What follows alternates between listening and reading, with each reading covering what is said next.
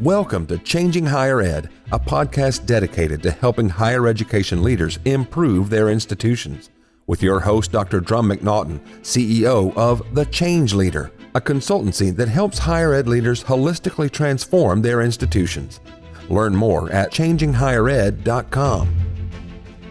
And now, here's your host, Drumm McNaughton. Thank you, David. Today, I get the privilege of welcoming back Dr. Courtney Brown, Vice President of Impact and Planning for Lumina Foundation. Lumina is an independent private foundation located in Indianapolis that is committed to making opportunities for learning beyond high school available to all. As Lumina's Chief Data and Research Officer, Courtney oversees the foundation's efforts in the area of strategic planning, learning, impact, and effectiveness. She also leads Lumina's international engagement process. Needless to say, Courtney's an expert when it comes to post-secondary education and evidence-based practices. And she joins me today to talk about the reality of higher education's loss of public confidence. Not just what the media is saying and amplifying, but what's really going on. As well as Lumina Foundation's new national goal of 75% college and certificate attainment, something critical to supporting a true democracy.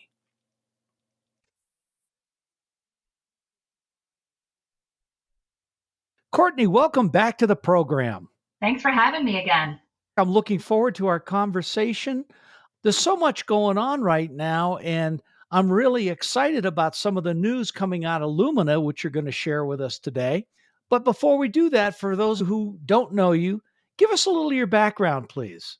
Sure. So again, my name is Courtney Brown, and I'm at Lumina Foundation. I'm the Vice President of Strategic Impact and Planning there. And I've been at Lumina for about 14 years. It's a privilege to be able to do the work that we do every day. Before that, I was research faculty. I actually did research and evaluation in higher ed. And so it lent itself well moving into Lumina. And before that, I studied some things in college and grad school like Spanish and international affairs. And I even have a master's in linguistics, which all seem, unrelated, but they really come together and help me unravel data and think about how things connect. Well, you're part of that 1% that many folks say has been able to leverage a liberal arts background. I think you've done it very well. I'm being facetious, but... Right. Because most people with a liberal arts background do very well long-term. So they do. I think, frankly, they do better than, folks in the STEM background on a long-term career perspective. But that's a conversation for a different kettle of fish. Absolutely. Sorry, mixing metaphors. It's been one of those days for me today. So I understand.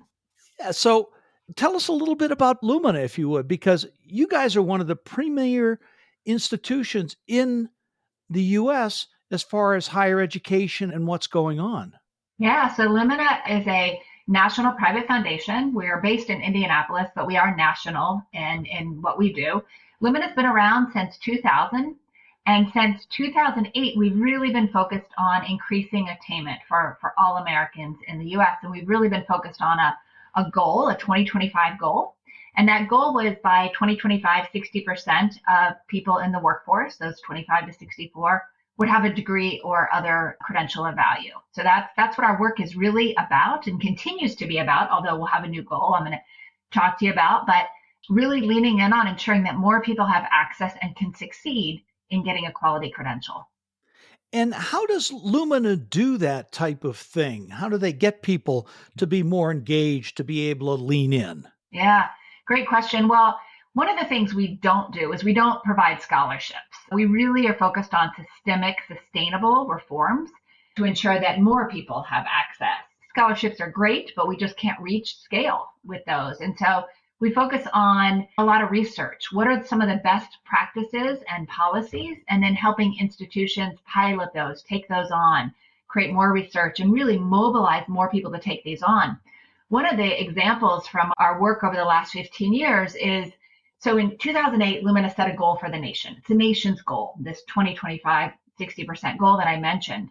And when we set the goal, only one state had a similar goal, and that was actually Hawaii. Over the course of the 15 years, 49 states set similar goals around attainment. So we try to come up with these ideas based in policy and practice and mobilize more people to take them on and take them on for what matters to them. So that's how we do some of this work. That's fascinating because in some ways you're a cheerleader, but you're providing them the necessary research, the necessary best practices so that they can get these attainments. Absolutely. And we focus on things, obviously we talked about research and data and evaluation, but we also think about 2-year institutions, community college and technical institutions, 4-year universities, as well as workforce programs, because we believe all credentials of value after high school matter. That's fascinating. And you partner with institutions like Gallup to conduct your research, correct? Absolutely. Yeah, we really want to understand what people are saying. What are their perceptions? What are the barriers they're having? So we've been working in partnership with Gallup almost the whole time that I've been at Lumina. And over the last 5 years, we really developed an even deeper relationship coming out of the pandemic, or actually during the pandemic, is when we really started to say, we have to better understand what is happening with people in the US, both people that are currently in college, people not in college, people who stopped out, and understand what's going on. And only by understanding that can we start to work on increasing their opportunities and removing some of these barriers. And that is so critical in today's day and age. Now, Lumina was one of the folks to start talking about a loss of confidence in higher education due to cost, political, not aligning with the workforce. We've heard the media talking about this significantly, but what's the reality of all this? You're absolutely right. So Gallup actually, independently of us, over the last decades have been looking at confidence in a number of institutions. We're talking about small businesses, Congress, the Supreme Court, the police force, all kinds of things. And about 10 years ago, they added higher education to this. So they've been measuring confidence in these institutions. The good news is everyone does better than Congress. They're the people with the least confidence in them. But one of the concerning things that I saw in their data was that when they first started doing this in 2015, over 60% of people had a great deal of confidence in higher education, great deal of confidence. And then last year, in actually the 2023 data, I noticed that dropped significantly to just about a third of Americans having a great deal of confidence. And so part of our partnership, I said, why are they losing confidence so rapidly? We hear things in the media, but let's ask the people. And so in partnering with them, we created some research in digging down and saying, if you're losing confidence, why? Why is that? Or if you have a great deal of confidence, why is that? Let's dig a little bit deeper. And from that, in the 2024 data last summer, we did learn exactly what you said. They're losing confidence rapidly. And it's not just the people that had a great deal that are decreasing. More concerning are the people that have no confidence has increased from 10% to a third of all Americans have no confidence. Wow. So what we learned are exactly what you said, that first of all, they're afraid it's become too political. There are, protests and other things going on and that people don't feel comfortable sharing their ideas. The second one was that it's not aligned with the workforce. People feel like there's no ROI here. I'm not confident that I'm going to leave with a degree that's going to get me a job. And the third is, as everybody knows, it's not affordable. So these are the three things that people are really concerned about and the reason they're losing confidence. Mm-hmm. And some of those, just at face value, I personally, when I hear it, I go, well, that's not true. There's a great ROI. But, I'm kind of at a loss for words with this one. Yeah. There is a good return, especially if you look over someone's career. It's 2 to 3 times higher, the earnings over someone's lifetime, than it would be for someone who didn't have a college degree or something else. Am I right? Absolutely. And, as a data person also, I love to cite those statistics. You'll make more than $1 million over the course of your lifetime than with a high school degree alone. You're more likely to be healthy. You're more likely to have a job that you find purpose in. You're more likely to be, civically engaged. All of these things, we've got tons of data on it. But the reality is that this is not people's experiences. They are encountering all these barriers. It's not affordable. They're hard pressed to be going to college and have a job at the same time. So they're encountering all these realities in their lives. And so I realized that for me, constantly yelling, no, it's still good. You should do it. Sacrifice. you don't need food on your table, college degree is going to pay off, isn't helping. No. And so we need to listen better to what people are saying and actually show them that we understand and make some changes. Because while we have the data that show you do make more over the course of your lifetime and you're going to be healthier and all these things, there are challenges. It isn't affordable anymore. It is challenging with the changing workforce that people need to make sure they're getting a good, valuable credential. And what we learned in a recent Gallup Lumina report, and we put out a state of higher education report, and this one was really about cost and value. And so we have this almost this paradox between cost and value. So most Americans believe college is too expensive, right? They believe it's too expensive, but they also know they need it for career success. So the problem is they value the credential. They're not trusting that the system can provide what they need. And so we have this paradox that we kind of need to dig a little bit deeper and solve some of this problem. That is an interesting paradox because people need it. They don't trust the system to give it to them. It's too expensive. And a couple of other things. Life is far more complex than it used to be. And this generation coming up, forget about the enrollment cliff or the demographic cliff that's coming up. People coming in, this generation coming up is debt adverse.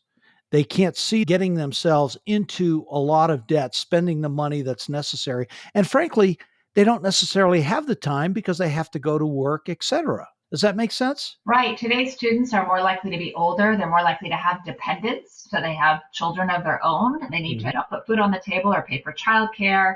A flat tire can dismantle their road to getting their credential. So there's a lot of things they're trying to balance at the same time. But they still want it. They still want that credential, and they just can't access it. We found that 70% of adults that don't have a degree see a bachelor's degree as valuable. 55% say for an associate. So people see this as valuable. But they're concerned that the price isn't fair.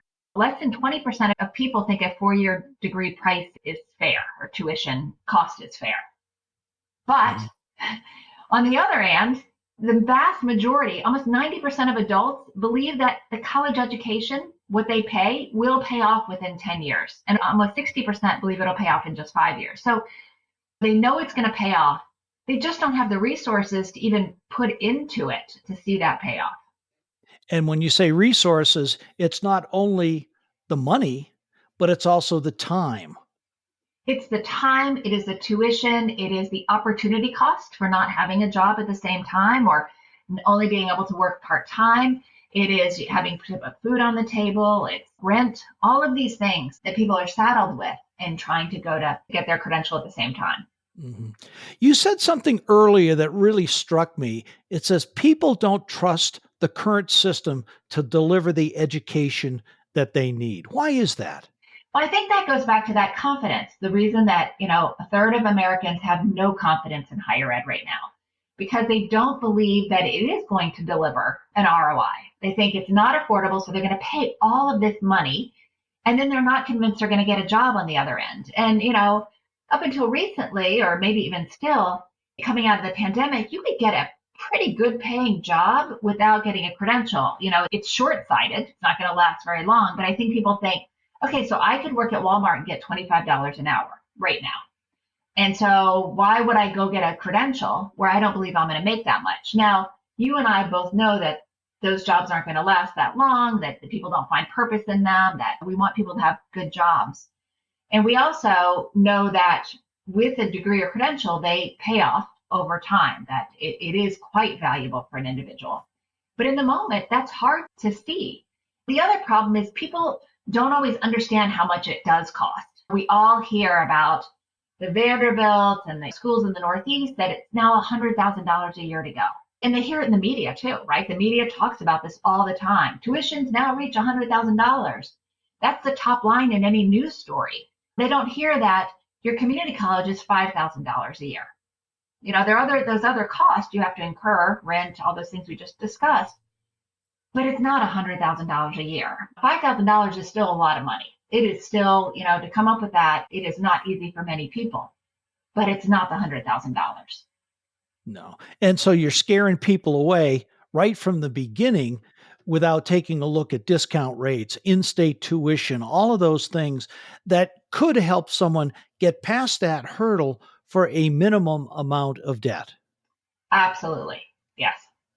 So, Yeah. And what's interesting is that current students believe that their investment is worth it. Over 90% of bachelor's students say, yeah, this investment in education is worth it. And I believe my program is excellent in aligning the coursework with my career goals. So people in the system believe it's paying off. It's people who either stopped out or have never touched higher ed, who are hearing these stories and are concerned. and it's also very difficult because I'll go back to the demographic cliff again. You've got the birth rate was less back in the Great Recession, 2007, 2009, which is impacting, and it will continue to decrease for a number of years. You've got less people coming in. You've got people's perception around debt. That's a whole kettle of fish to try and get past. And with a lot of the folks coming in that are first gen students, they don't have the supports necessary to be able to be successful. Right. It can be really confusing to far too many people. And you're right. Like we are each year kind of now, we're going to start seeing less and less people that are 18. So the traditional college age. So colleges really need to think about making sure that they're still addressing those students and finding opportunities for them, but also thinking about the adult students who need to skill, reskill, or upskill and changing their business models to ensure that we're educating everyone, not just catering to 18-year-olds, because soon there are not going to be enough 18-year-olds for everyone to cater to. So they really need to think about that. And, 18-year-olds even are becoming more savvy consumers. They're questioning the cost. They're questioning the value, which is great. There needs to be much more transparency in what a degree or credential is going to cost, what you're going to learn, and what kind of jobs can you get on the other end. Because let's be real, like the days of just going to college to sit on a lawn and read poetry and, go work for your parents or whoever for the rest of your life, it doesn't exist anymore. Today's students are there to get a job, to get a better job, or to get a promotion. Mm-hmm. Which is a very different perspective than folks coming in used to have. Exactly. And that's why helping people understand who today's students are and what today's students want.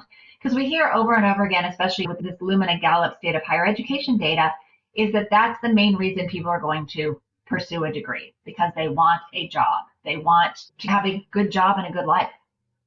Mm-hmm. Well, it's interesting, too, when you take a look at it through the political lens, many folks are saying that the free speech is not on campuses like it used to be. But yet the data says that most people, 95%, think that campuses are doing a great job with free speech. So my sense is it's a political football that people want to use to try and get votes. I don't know if you can comment on that or not, but that's just my impression. Let me tell you just a little bit about the data. So again, one of the things that we did in this Lumina Gallup State of Higher Ed was we wanted to find out what is going on campuses for current students that are on campuses. What is their experience like? Because we know that the idea of free speech has been a persistent national issue for the last few years, with a lot of these movements really shaping today's discussions, with shaping the media and what we hear about all the time. And there's been so many debates, obviously, since the response to the Israeli-Hamas war, state legislation limiting divisive concepts. This has all really intensified the scrutiny on higher ed. But despite what we're hearing from the media and their focus on really these high-profile incidents, what we learned is that's very different than what students are experiencing. So most students, 3/4 of all students, believe their college promotes free speech well, and that holds across political lines. For 73% of Republicans, 74% of Democrats, 75% of independents all agree that their college promotes free speech well. Only about 5% believe it doesn't do a very good job. And, there's always at least 5 to 10% of people that don't think anything's working. That is important to remember, because with things as they are right now, your students, your faculty, your staff, those are your primary customers as a higher ed institution. And if they feel that things are going right, don't make a big deal of it. Yeah, I mean, most students tell us that feel personally free to express themselves on campus. A little less for Republicans, just under 70%, and a little bit more for Democrats at about 77%. But that's still the vast majority feel free to express their own views. And so what we're hearing about these free speech restrictions are not actually matching students' lived experiences. Thank you for clearing that up, because one of the beauties of my getting to do podcast is I learn things. And, I learn things every day, and especially when I do a podcast. Yeah. So Lumina has a new goal, 75%. Tell me about it, please. Yeah. So again, because I love data, and I mentioned to you that we have this 2025 goal, the 60% goal by 2025. As you might realize, we're in 2025 now. And so we've been thinking for the last couple of years, what do we do now? Where do we need to go next? And what we do is support a national goal. So this is not Lumina's goal, but we wanted to think about, what does the nation need? And not just what does the nation need today in 2025, what's it going to need in 15 years? And so we went back to the data that we just talked about, that people want a credential, they want a degree. We went back to data that shows by 2031, data from Georgetown Center on Education and the Workforce, their data says that by 2031, 70% of good jobs are going to require some form of education after high school. So we know that we need more people with more education after high school for these good jobs. And then we looked at, so we know we need this, but we paid attention to that data around confidence. And what are the issues? And so while we've been talking about, for the most part, on average, bachelor's degrees pay off. People do make more over their lifetime.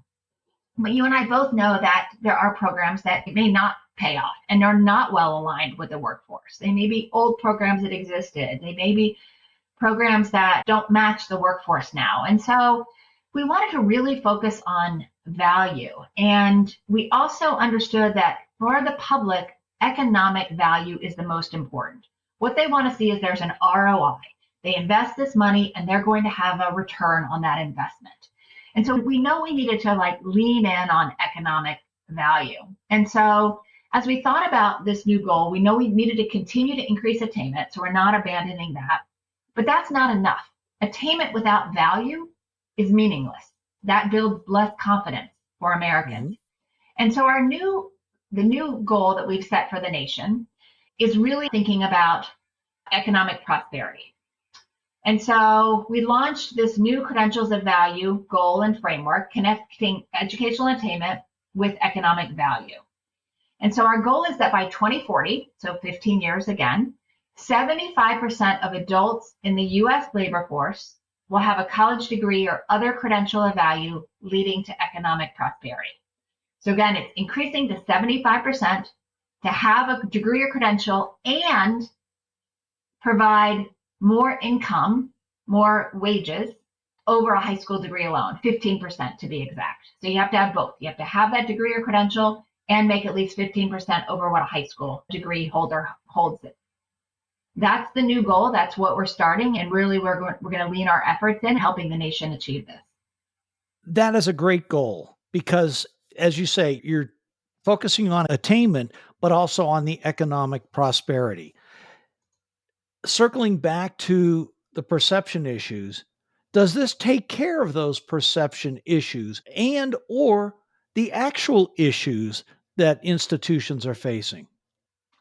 So it is setting that North Star. It's setting really where do we need to go? I call it an imagined future. If we could pick what do we need to really think about? We need to think about prosperity. Everyone deserves to have economic prosperity. And to do it, you need opportunity. So we need to remove barriers so that everyone has opportunity. Everyone should be able to have stability or security. So they get that credential and then they have economic security. But we really wanted to go a step further and make sure that they have prosperity, good jobs, good lives.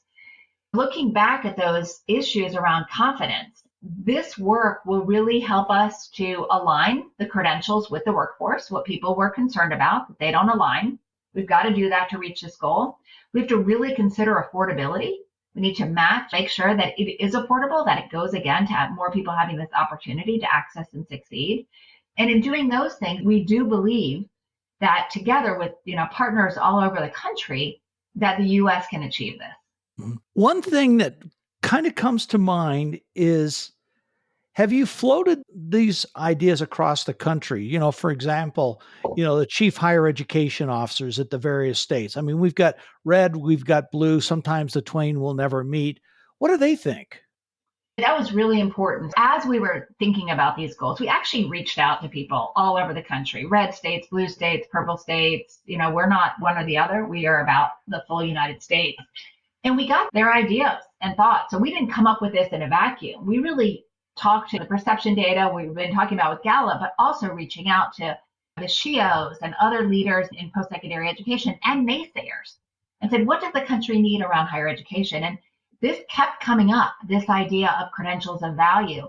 And then we came up with where we really thought this national goal needs to be and worked with our board on it.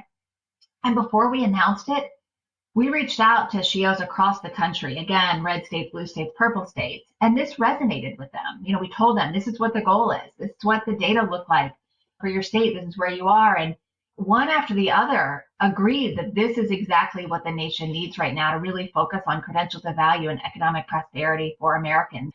So far, we've had a really good response to this, but we know that we need everybody at the table to make this a success and to increase the economic prosperity of our nation.